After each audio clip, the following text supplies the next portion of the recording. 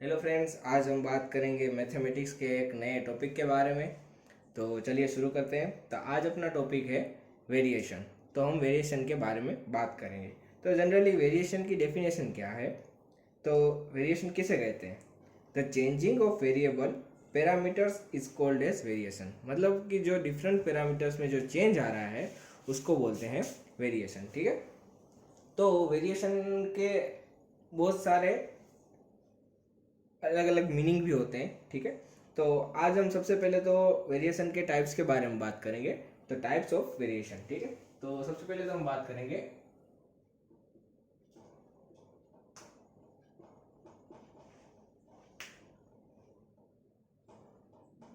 ठीक है। तो तीन तरह के यहाँ पे जनरली टाइप होते हैं। तो फर्स्ट है अपना डायरेक्ट वेरिएशन, या उसे बोलते हैं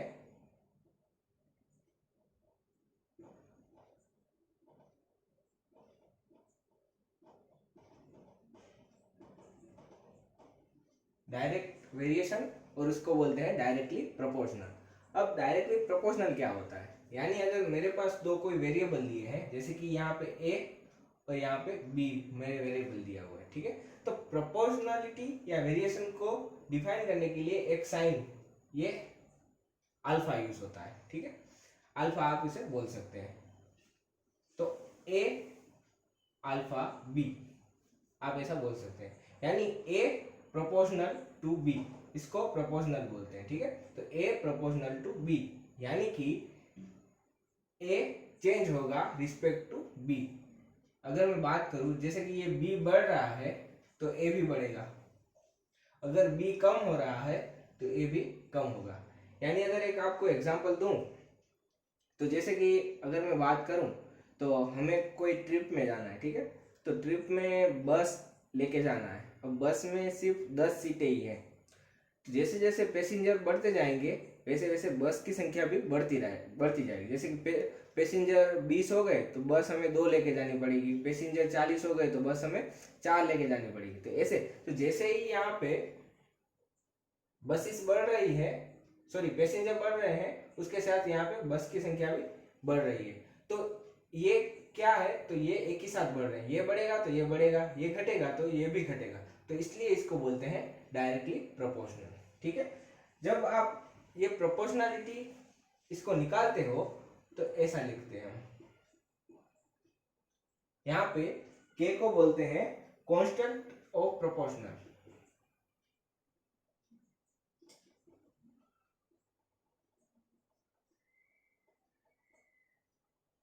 ठीक है। इसको बोलते हैं कांस्टेंट ऑफ प्रोपोर्शनल। यानी अगर आप इस साइन को निकालोगे तो यहाँ के की वैल्यू आएगी और ए is equal to k B हो जाएगा। ठीक है। तो ये आपको याद रखना पड़ेगा। सेकंड है अपना इनवर्स वेरिएशन। इसको बोलते हैं इनवर्सली प्रोपोर्शनल। यानी कि अगर मैं बात करूं, तो यहाँ अगर आपको दो वेरिएबल दिए हुए हैं ए एंड बी, यहाँ पे बी। ठीक है। तो ए इनवर्सली प्रोपोर्शनल है, यानी कि एक दूसरे से उल्टे हैं। तो अगर मैं इसको लिखूं तो ऐसे लिख सकता हूं। ठीक है।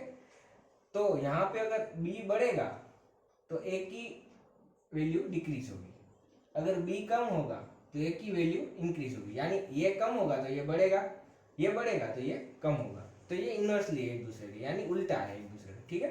तो इसको भी अगर हमें के कांस्टेंट से लिखना हो तो इसको हम ऐसे लिख सकते हैं।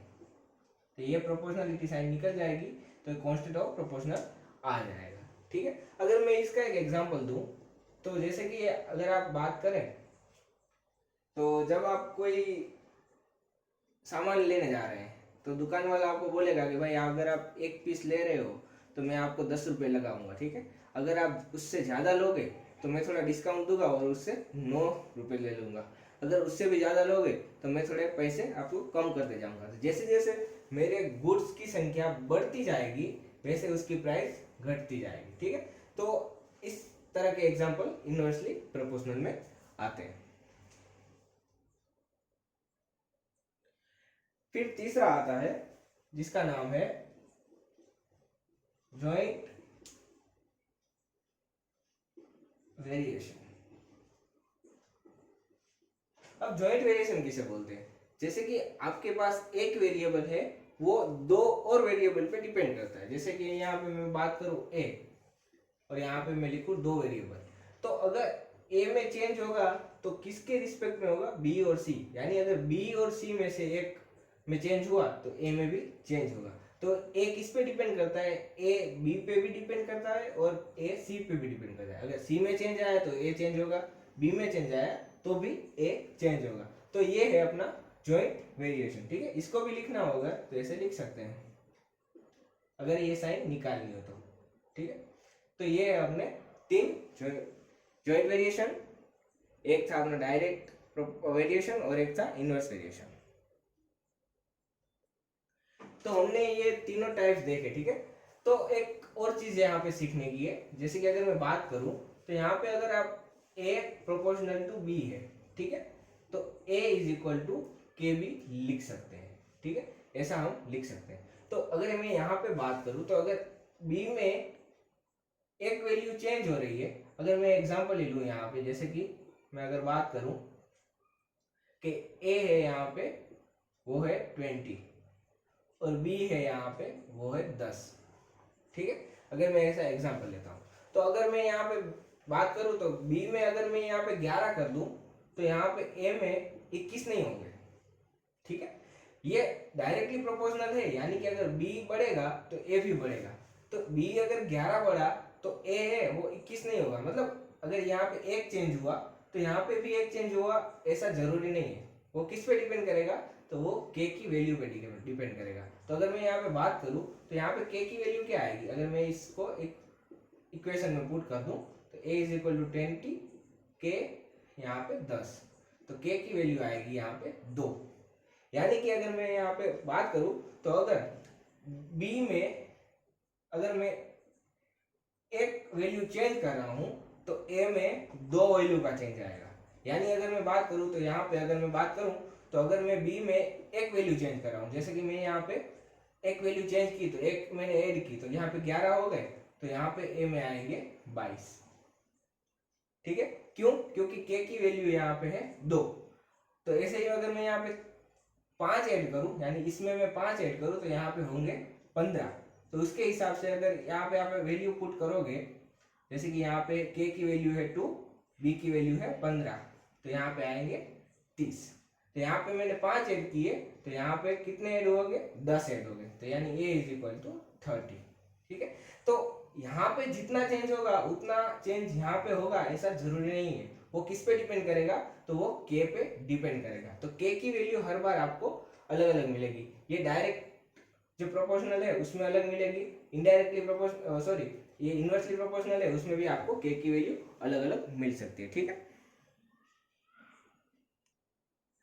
तो हम थोड़े नोट्स देखते हैं।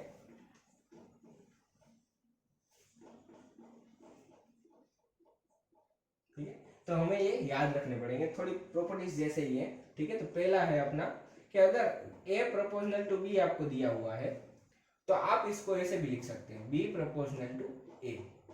यानी कि अगर b में चेंज होगा तो a में भी चेंज होगा, अगर b बढ़ेगा तो a भी बढ़ेगा। तो वैसे ही यहाँ पे a बढ़ेगा तो b बढ़ेगा। ठीक है, तो आप इसको ऐसे भी लिख सकते हैं। फिर दूसरा है अगर a प्रोपोर्शनल टू b है and b proportional to c है तो आप इसको ऐसे लिख सकते हैं a प्रोपोर्शनल टू c। यानी कि यहाँ पे भी अगर b बढ़ा तो a बढ़ेगा, अगर यहाँ पे c बढ़ा तो b भी बढ़ेगा। तो इनडायरेक्टली अगर मैं बात करूं तो c बढ़ा तो b भी बढ़ेगा, b बढ़ा तो a भी बढ़ेगा। यानी a और c का क्या कनेक्शन होगा कि c बढ़ेगा तो डायरेक्टली a भी बढ़ेगा। तो आप इसको ऐसे भी लिख सकते हैं। फिर तीसरा आता है, तीसरा है a proportional to b and b proportional to c। ठीक है, तो अगर आप इस दोनों को माइनस कर दोगे, जैसे कि मैं a माइनस बी करूं, डायरेक्टली प्रोपोर्शनल c करता हूं, तो कुछ चेंज नहीं होगा। क्यों? क्योंकि यहाँ पे सी बढ़ा तो बी भी बढ़ेगा, बी बढ़ा तो ए भी बढ़ेगा। तो जितना डिफरेंस बढ़ेगा, मतलब इन दोनों का अगर मैं सबस्ट्रैक्ट लूँ, माइनस लूँ, तो जितना भी ये बढ़ेगा उतना ही सी बढ़ेगा, ठीक है, उसके रिस्पेक्ट में, ठीक है। तो ऐसे भी आप इसको लिख सकते हैं। फिर आता है उसके बाद चौथा, a proportional to c and b proportional to c. यानी कि अगर इसको आप ऐसे भी लिखेंगे तो भी ये सही है। क्यों? क्योंकि देखिए यहाँ पे ये बढ़ रहा है तो ये भी बढ़ रहा है, यहाँ पे ये बढ़ रहा है तो ये भी बढ़ रहा है, तो ये बढ़ रहा है, ये बढ़ रहा है, तो इसका रूट लेंगे तो भी ये बढ़ेगा और सी भी बढ़ेगा। थोड़ा के यहाँ पे कम आएगा पर वो बढ़ेगा, ठीक है। तो आप इसको किसी भी में लिख सकते हैं, पर ये याद रखना पड़ेगा कि वो डायरेक्टली प्रोपोर्शनल में हो, ठीक है, ये डायरेक्टली प्रोपोर्शनल में होने चाहिए। फिर एक आता है 5th नंबर वाला कि ए प्रोपोर्शनल आपको बी दिया हुआ है तो आप इसकी कोई n पावर लेंगे और b की भी n पावर लेंगे, वो भी सही है। अगर ये n टाइम्स बढ़ रहा है तो ये भी उसकी पावर n टाइम्स बढ़ेगा, ठीक है। फिर आता है नेक्स्ट 6, जैसे कि आप a प्रोपोर्शनल टू b है and c proportional to d है, ठीक है। तो अगर आपको इसको लिखना है तो आप ऐसे भी लिख सकते हैं, ये और ये का मल्टीप्लिकेशन, तो ए सी प्रोपोर्शनल टू बी डी, यानी डी के बढ़ने से सी बढ़ रहा है, बी के बढ़ने से ए बढ़ रहा है, तो इन दोनों के बढ़ने से ये दोनों भी बढ़ रहे हैं, ठीक है। तो ऐसे हम लिख सकते हैं। अगर इसको लिखना है तो दूसरा भी एक तरीका है। तो अगर मैं यहाँ पे ऐसे इसको लिखूं तो इसको हम लिख सकते हैं a is equal to k b, इसको हम लिख सकते हैं, सॉरी, इसको a is equal to, sorry, c is equal to k d, ठीक है। तो अगर मैं यहाँ पे k लिखूं तो a by b is equal to k and c by d is equal to k आता है, ठीक है। अगर मैं k को कंपेयर करूं तो यहाँ पे मैं k की वैल्यू दोनों को कंपेयर करता हूँ, ये भी k की वैल्यू है, ये भी k की वैल्यू है, तो यहाँ पे मैं ऐसे लिख सकता हूँ, ठीक है। तो a बाय c भी इसको मैं क्रॉस कर देता हूँ, तो यहाँ पे b ऊपर चला जाएगा और d, तो आप इसको ऐसे भी लिख सकते हैं दोनों साइड से, जो भी आपको जरूरी लगता है।